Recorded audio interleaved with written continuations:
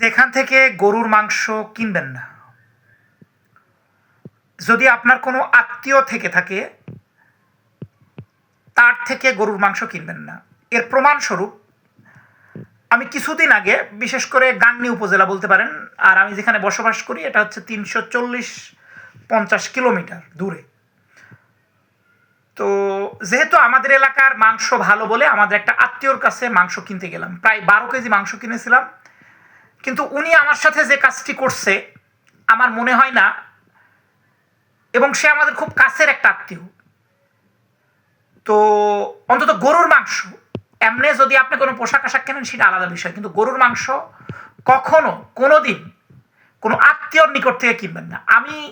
সে আত্মীয়কে আমি ফোনও দেই নাই, কিন্তু আমি আল্লাহর কাছে তার হেদায়েত প্রার্থনা করছি।